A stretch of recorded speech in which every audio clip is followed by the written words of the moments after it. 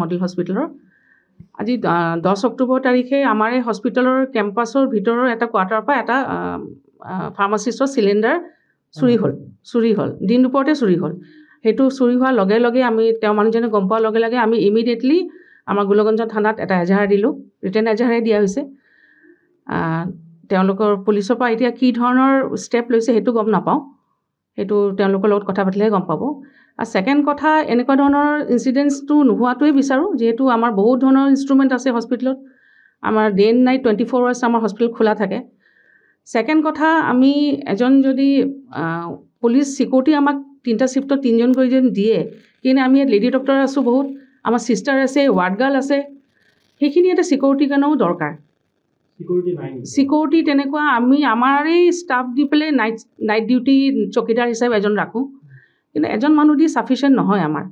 আমাৰ বহুতকেইটা ধৰক বাউণ্ডেৰী, যদিও আমাৰ টোটেল বাউণ্ডেৰী ৱাল আছে, এটা মানুহে 24 আৱাৰ্ছ সি মানে চাব পইণ্টকেইটা চাবলৈ এটা দিগদাৰী হয়। আমি ইয়াত 6জন আছোঁ, 6জন ডক্টৰ আছোঁ, তাৰে আমি 2জন লেডি ডক্টৰ, 4জন জেণ্টছ ডক্টৰ। আমাৰ গোটেইখিনি চিষ্টাৰে, আমাৰ GNM ANM গোটেইকেইজনী লেডি, ৱাৰ্ড গাৰ্ল কেইজনী লেডি, সিহঁতে ৰাতিও ডিউটি কৰে ইয়াত। তেনেকৈ এজন ৱাৰ্ড বয়কে আমি মানে নাইট চকীদাৰ হিচাপে ইউজ কৰি আছোঁ। নাইট চকীদাৰ হিচাপে আমাৰ কোনো স্পেচিয়েল মানুহ নাই ইয়াত, যাৰ কাৰণে আমি অলপ চিকিউৰিটিৰ এটা ভয় আছে আমাৰ, নথকা নহয়। সেইটো ফালৰ পৰা যদি আপোনাৰ তৰফৰ পৰা এইটো যদি এটা যায় কথা, যদি এটা 3 শ্বিফ্টত যদি আমাৰ এটা চিকিউৰিটি দিয়ে, ত আমাৰ নিজৰ কাৰণেও খুব ভাল। আৰু বৰঞ্চ এই ধৰণৰ মানুহে সাহস কৰিব নোৱাৰিব হস্পিটেলত এই ধৰণৰ এটা ইনচিডেণ্টছ কৰিবলৈ কাৰণে নেক্সট টাইম। সেইটো একজেক্টলি কোৱা নাই মই, সেইটো একজেক্টলি কিন্তু মানে অলপ হ'লেও সেইটো এটা কাৰণ, কি কিন্তু OPD সময়ত এটা হিউজ ৰাছ হয় এখন হস্পিটেলত। তেতিয়া এজন ডক্টৰে কোনজন কি মটিভত সোমাইছে সেইটো কোৱা দিগদাৰী। মানুহজনে এতিয়া পেচেণ্টটোৰ লগতে বাহিৰত যদি কিবা গোটেই ষ্টাফখিনি আমাৰ হস্পিটেললৈ গুচি আহে, সেই সময়ত চবৰ ঘৰ লক এণ্ড কি কোৱাৰ্টাৰবোৰ লক এণ্ড কি হৈ থাকে। এতিয়া মানুহজনে পেচেণ্টে নিজৰ ডিউটি কৰিব নে নিজৰ ঘৰটো চব পহৰা দি থাকিব, সেইটো সম্ভৱ নহয়।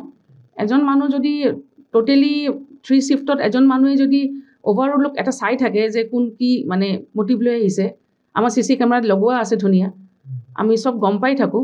তাৰ ওপৰও যদি মানুহজনে লুক আউট কৰি থাকে যে কোনে কি মটিভত আহিছে, তেতিয়াও এই ধৰণৰ ইনচিডেণ্টছ মোৰ হিচাপে ফিউচাৰত হোৱা কমি যাব।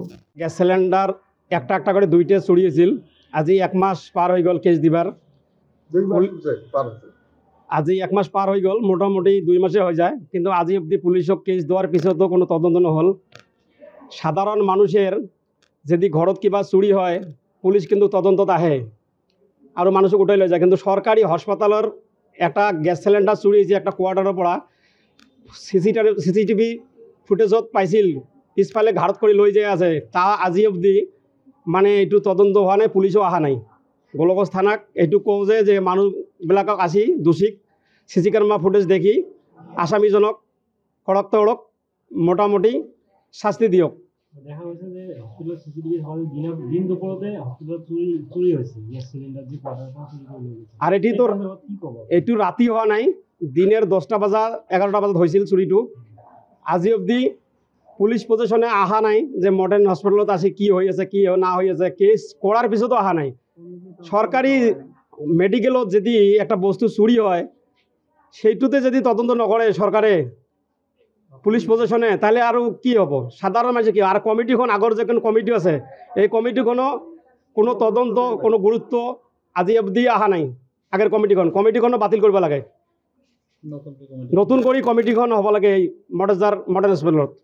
যিকোনো খবৰৰ বাবে যোগাযোগ কৰক 7090173330 অথবা 7099017990 নম্বৰত।